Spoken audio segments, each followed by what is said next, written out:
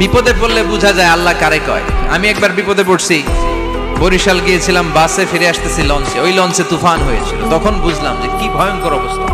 ওই লঞ্চের সবাই আস্তিক নাস্তিক মুসলমান হিন্দু সবাই জিকির করা শুরু করে দিয়েছে আল্লাহ। সুবহানাল্লাহ কইবেন না?